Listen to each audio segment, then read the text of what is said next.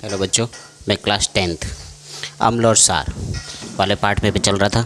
मैं आपको अम्ल और क्षार में आज मैं बताऊंगा कि अम्ल और क्षार धातु के साथ अभिक्रिया करते हैं तो कैसे क्या करते हैं ना। तो एग्ज़ाम में पूछा जाता है अम्ल धातु के साथ अभिक्रिया करके, धातु के साथ अभिक्रिया करके क्या बनाएगा, लवण प्लस कौन सी गैस बाहर निकलेगी, हाइड्रोजन गैस। ये ध्यान रखना है। अब मैं आपको अभिक्रिया करके बताता हूँ और चित्र के सही समझाता हूँ आपको पूरा, है ना, ध्यान रखना। देखो अम्ल ले लिया मैंने, कोई भी अम्ल ले लो आप, मर्जी आओ जो है ना। तो आप ले लेते हैं HCl। क्या ले लिया, माना कि HCl ले लिया। अगर HCl ले लेते हो तो H2SO4 भी ले सकते हो, H2SO4, HNO3 कोई भी ले सकते हो।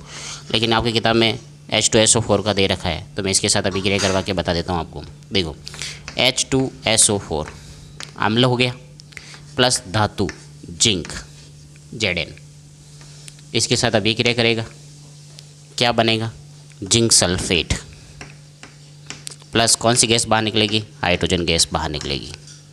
ये ध्यान रखना, ये पहले चैप्टर में भी दे रखा है। देखो पहले चैप्टर में कैसा चित्र दे रखा है, ऐसे चित्र दे रखा है और बोर्ड में पूछा गया है पिछली बार भी, है ना। यहाँ पर कॉर्क लगा हुआ है, यहाँ पर एक नली लगी हुई है ना, और इसके अंदर H2SO4 डाल रखा है और जिंक के टुकड़े डाल रखे हैं, जिंक धातु के टुकड़े। और आपसे पूछा गया है बोर्ड में कि कौन सी गैस बाहर निकलती है, तो याद रखना हाइड्रोजन गैस बाहर निकलती है। इसका आंसर था ये अबसद वाले सवाल में पूछा गया है, ऑप्शन वाले सवाल में, है ना। तो ये ध्यान रखना, ये पहले पार्ट में चित्र दे रखा है। लेकिन अगर आपसे पूछे कि परीक्षण का पता लगाना कि हाइड्रोजन गैस निकलती है या नहीं निकलती है, कौन सी गैस निकल रही है, पता लगाना कि हाइड्रोजन गैस ही निकल रही है, तो आपको एक स्टैंड लेना है। ध्यान से समझना इसको, मैं समझा रहा हूँ। एक स्टैंड है, यहाँ पर आपको लेनी है परख नली। क्या लेनी है, परख नली। इस परख नली के अंदर आपको डालना है, इस परख नली के अंदर तो पहले तो जिंक के टुकड़े डालने हैं। क्या डालने हैं, जिंक के टुकड़े। और यहाँ पर एक नली लगानी है ना।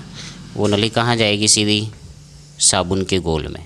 एक बीकर रखा हुआ है, एक बीकर के अंदर साबुन का गोल है पूरा, है ना, साबुन का गोल है, ठीक है। यहाँ पर आपने इसके अंदर एक तो जिंक धातु के टुकड़े डाले, जिंक धातु है ना, और अंदर क्या डाला हुआ है, इतना H2SO4। क्या डाला है, H2SO4।